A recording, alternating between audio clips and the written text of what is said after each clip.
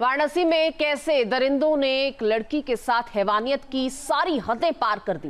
News nation ने इस खबर को प्रमुखता से दिखाया था और दिल दहलाने वाली वारदात ये कितनी खौफनाक है, ये इस रिपोर्ट को देखिए और समझिए।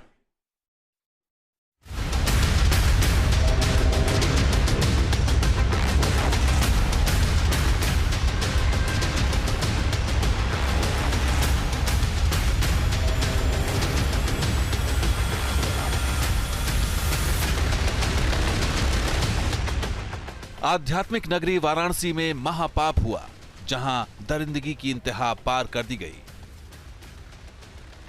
23 हैवानों ने एक युवती की बारी बारी से असमत लूटी। दिल दहला देने वाली ये वारदात पूरे 7 दिनों तक होती रही। मामले में पीड़ित परिवार की तहरीर पर मुकदमा दर्ज कर 9 आरोपियों को गिरफ्तार कर लिया गया है। बाकी के 14 हैवानों की पुलिस तलाश कर रही है। गिरफ्तार किए गए आरोपियों की रात के अंधेरे में कोर्ट में पेशी हुई, जहां से सभी को 14 दिनों की न्यायिक हिरासत में जेल भेज दिया गया है। पीड़ित परिवार बदहवास है और इंसाफ की गुहार लगा रहा है। देश के सबसे बड़े गैंगरेप कांड को अंजाम देने वाले हैवानों ने जिस तरह युवती को बंधक बनाकर उसके साथ दरिंदगी की, वो कहानी खौफनाक है, जिसकी शुरुआत लंका इलाके से होती है, जहां वो एक कैफे में अपने दोस्त के साथ पहुंची थी। वाराणसी में जिस संगीन जुर्म की चर्चा आज हर तरफ है कि किस तरीके से 23 लोगों ने मिलकर एक लड़की के साथ दुष्कर्म किया। दरअसल इसकी कहानी 29 मार्च को शुरू होती है, जब पीड़िता अपने घर से घूमने के लिए निकलती है। उस दौरान उसकी ही एक परिचित दोस्त राज विश्वकर्मा से उसकी भेंट होती है और राज विश्वकर्मा उसे लेकर वाराणसी के इसी लंका इलाके में आता है और यहाँ पर उसे एक कैफ़े में ले जाता है। दोनों ही कुछ नाश्ता करते हैं और उसके बाद पीड़िता से रात भर जो आरोपी है राज विश्वकर्मा, जो पहला आरोपी है, वो दुष्कर्म करता है। रात भर पीड़िता इसी लंका इलाके में एक कैफ़े में रहती है। सुबह किसी तरह वो बाहर निकलती है। उस दौरान उसका जो दूसरा दोस्त है साहिल, वो उसे मिलता है और वो उसे लेकर के चला जाता है वाराणसी के हाईवे की तरफ, जहां पर फिर से एक बार उसके साथ दुष्कर्म किया जाता है और इस बार आरोपी साहिल था।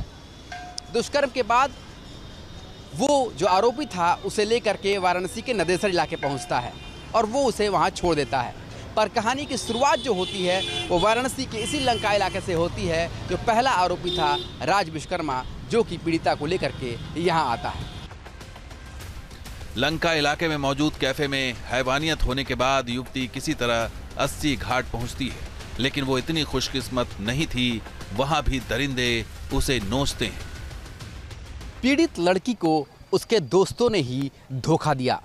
उसका दोस्त राज खान, जो वाराणसी के नदेसर इलाके में उसके साथ जबरदस्ती करने के बाद उसे नशे की हालत में वाराणसी के इसी 80 घाट पर 3 अप्रैल को लेकर आया और बदहवास अवस्था में उसे यहीं छोड़कर चला गया।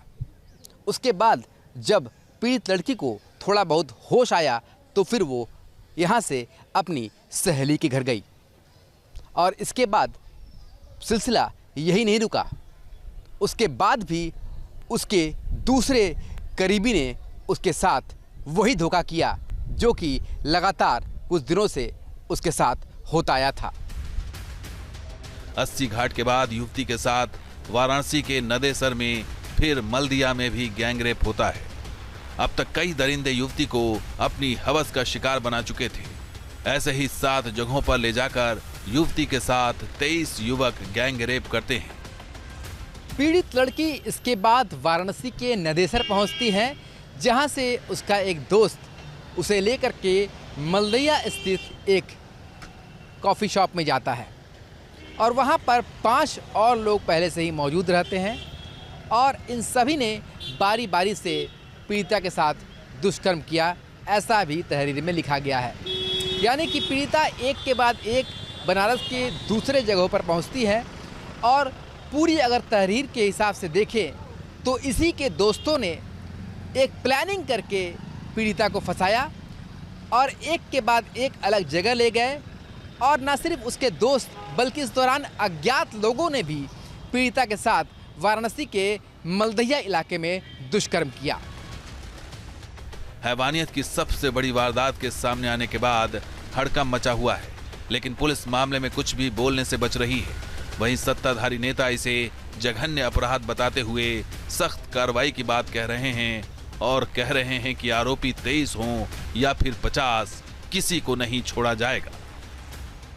देखिए, अब मेरा इसमें स्पष्ट कॉन्सेप्ट है कि चाहे जो भी हो, चाहे भाजपा कार्यकर्ता, सपा कार्यकर्ता, चाहे कहीं भी किसी भी कोई तरह का अगर हमारे बेटियों के साथ, हमारे बहनों के साथ किसी भी तरह का छेड़छाड़ करेगा तो उसके ऊपर प्रशासन तगड़ी से तगड़ी कार्रवाई करेगी।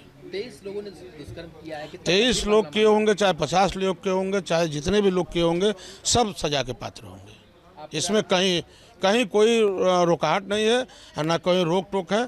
शासन अपना काम करेगा। मुफ्ती के साथ जिन 7 इलाकों में हैवानियत हुई है वो सब भीड़ भाड़ वाले इलाके हैं, जहां सुबह से शाम तक पैर रखने की जगह नहीं होती। ऐसे में इतनी बड़ी घटना हो जाना समझ से परे है, जिस पर कई सवाल खड़े हो रहे हैं। भीड़ भाड़ वाले इस बनारस शहर में 7 दिनों में बनारस के प्रमुख 7 अलग अलग इलाकों में 23 आरोपियों ने मिलकर पीड़िता से दुष्कर्म किया। ये सारी बातें एफआईआर में भी दर्ज है। हालांकि इस मामले में 9 आरोपियों की गिरफ्तारी कर जेल भेजा गया है, पर बाकी आरोपी अभी तक फरार हैं। पुलिस लगातार जांच की बात कर रही है और दबिश दे रही है ताकि बाकी आरोपियों को पकड़ा जा सके।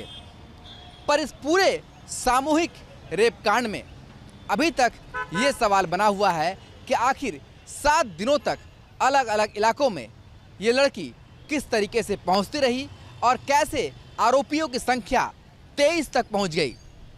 इसकी जांच पुलिस कर रही है। हालांकि पुलिस कैमरे के सामने अभी किसी तरह के कोई भी सवालों को जवाब देने में असमर्थ दिखाई दे रही है।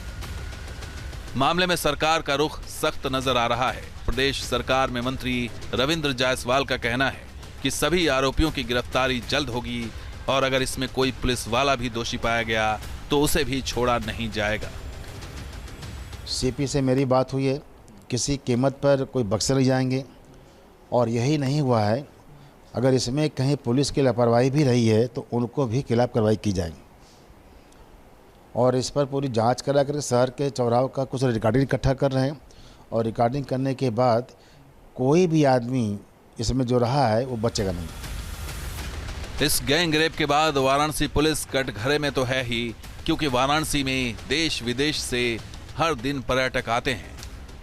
ऐसे में इस तरह की घटना पुलिस की कार्यप्रणाली पर सवाल उठाती है। बनारस का ये सामूहिक रेप कांड लगातार सुर्खियां बनता जा रहा है। ऐसे में प्रदेश सरकार के मंत्री ने यहां तक कह दिया है कि जिस तरीके से ये जघन्य अपराध को किया गया है उससे वो बेहद दुखी हैं। ऐसे में कोई भी दोषी होगा उसे बख्शा नहीं जाएगा और अगर इसके लिए पुलिस भी दोषी होगी तो पुलिस के भी उन अधिकारियों को नहीं बख्शा जाएगा, क्योंकि जिस तरीके से शहर भर में ये कांड हुए हैं उससे कहीं ना कहीं पुलिस प्रशासन पर भी सवाल उठना लाजमी है। वीडियो जर्नलिस्ट शिवम मिश्रा के साथ सुशांत मुखर्जी, न्यूज़ नेशन, वाराणसी।